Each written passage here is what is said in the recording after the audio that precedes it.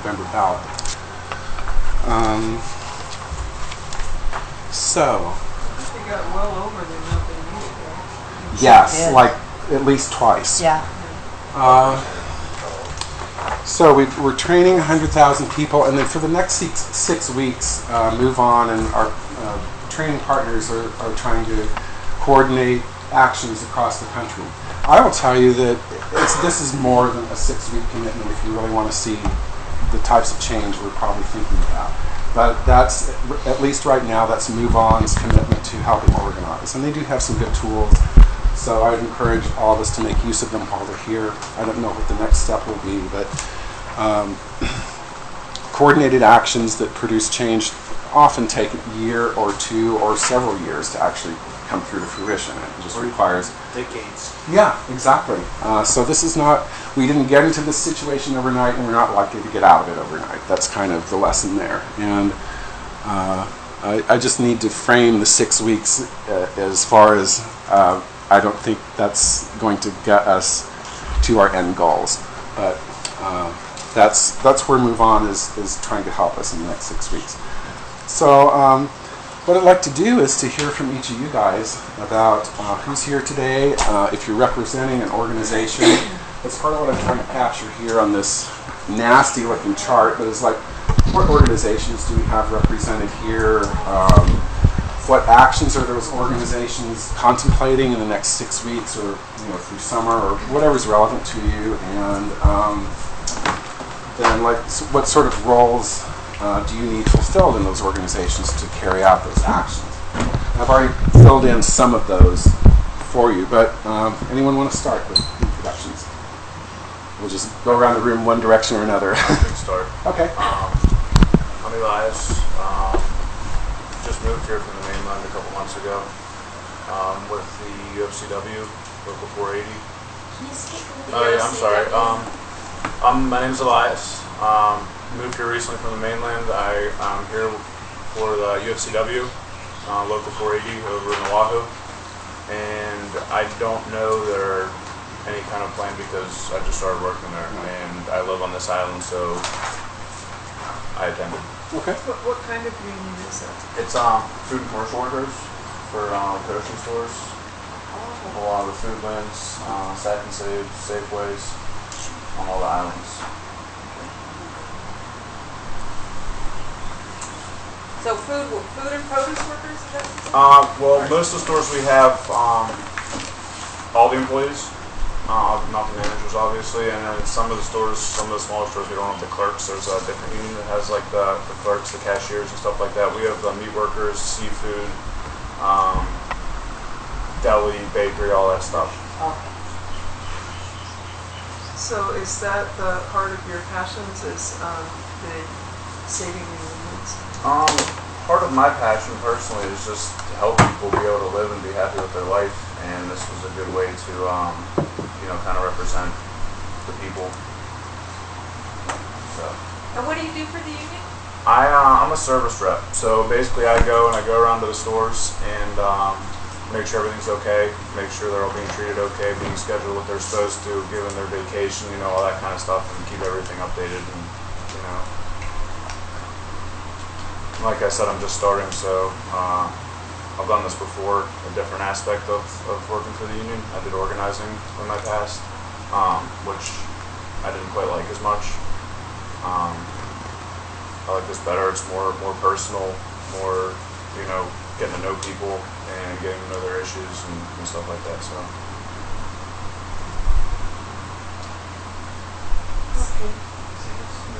Okay. I'm Christine Mingo. And my mama raised me to always try and do something if I see a problem. So I can't help but be here. We have a family business in replumbing, and I worked for the Obama campaign really hard. Really did believe in him, and I still do believe in him. I just get mad as heck at him a lot. And, I'm still going to vote for him and work for him to be reelected, but I will write him letters and tell him how much he frustrates me. So I just really very much know that if we get a Republican in office, particularly if we get Romney in office, things are going to be way, way worse, and they really are. I mean, I know the argument that the Democrats are no better than the Republicans, and I understand that argument, but I disagree with it. I just think the Democrats are a little bit better than the Republicans, and the Democrats need this movement. They need to be pushed in the same, they need activism in order to do the right thing. It's our job to hold them to the fire. If Obama is failing us, it's because we have not come up until this last year with the Occupy movement. So there's, my new hope is that the activists, that the 99% will actually get to the streets more often and do real actions that push our leadership to do the right thing. So that's why I'm here. And also, just as a side issue, something that's really captured my imagination lately is the realization that so many of us are using our consumer dollars to work against ourselves.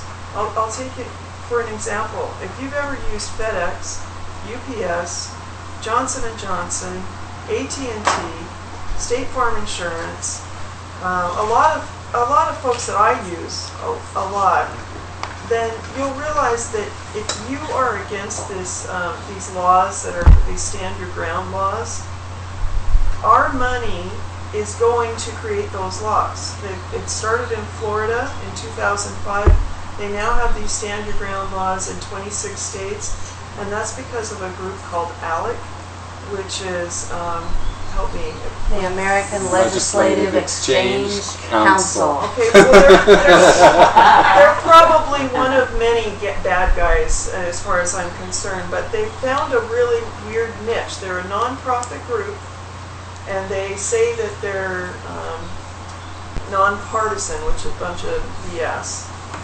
But they write legislation, and they give it to our legislators in the state to do what they want. And then they'll say in the national media, well, there's a groundswell coming from the states. The people want this stuff. But really, it's coming from, AT&T and, in fact, because of the pressure that's happened so much in the last couple weeks, like 7 of these corporations have dropped out. Wendy's Hamburgers just dropped out. There's a lot of corporations which I'm willing to give the benefit of the doubt if they drop out. But until then, I will never go to Walmart again. So that's what I'm interested in, is pursuing that angle, maybe creating a website that exposes these, but there are websites already. So I'm interested in folks that are interested in going on that angle a little more with me. Yeah, my name is Donald Wessels. I've been part of the Big Islands activist community for a good 10 years. Phone signs. It's fun talking to people, getting out to people. But we got to take it to the next step, next level. And I'm a big believer of local. And I like Occupy Helco. I think is one of those. I just looked up. I showed you on a Hawaii business website showing that Helco was the #1 business, Hawaii business, and second was HMSA. 2 companies, 2 things that hit us at home right here. Especially Helco, just they're gouging us. It's just absurd, and it's because we have corporations running our government. That's who's pushing them to do things. The government works just fine for those who are pushing them, and that's the corporations. And what we need to do, I think, is to start pushing for our needs to 99%. And that's what I like to see our activism do, is somehow push back and start here. We got to, all the sustainability groups, everything, it's all local. Working for us. And that's my Thank you. My name's Lauri.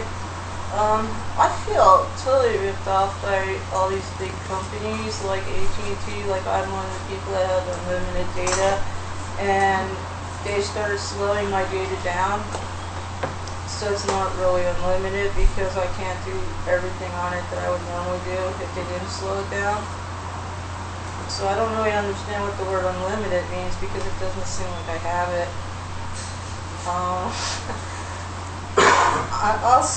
I'm disabled and I have SSI, and one of the weird things that I've noticed is I'm not allowed to save any money in the bank.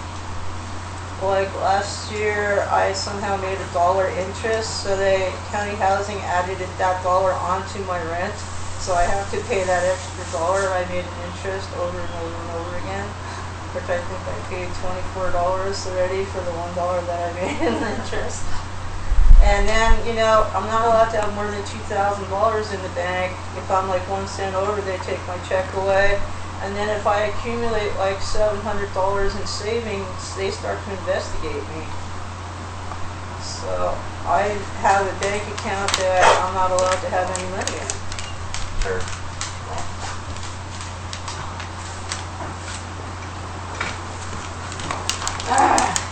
I also think a lot of the rules governing the whole thing are really weird. Like if you've worked and paid into the system and you have Social Security, they'll send your check overseas and you can live wherever you want in the world. But since I have SSI, I'm not allowed to leave the country more than 30 days, and I cut my check off.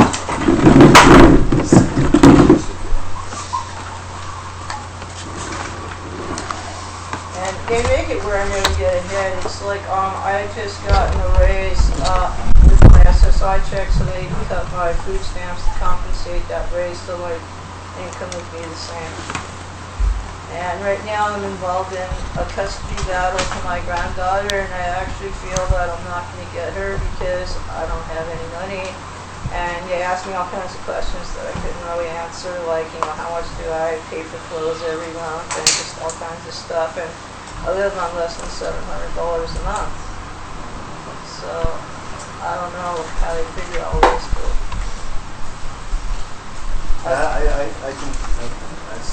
I've been there and done that too. Welfare and other things. And I think it's designed. The minimum wage is designed to guarantee poverty, not to. Well, I know, I'm probably like, a rare person because I never actually joined the system. Like, I worked in New York off the books and I had normal jobs when I was outside the country, but in America I decided I never wanted to pay taxes or work for the system where I did pay taxes, so I've never actually done that. Which is good because I don't feel guilty about feeding my money to the military or for all these weird things that they do. Although, I pay tax everywhere I go anyway, so I don't want to buy food or anything, so. Well, I definitely think that they need to change the system, and it's built on, a discriminatory kind of thing, You shouldn't really discriminate against people that are disabled.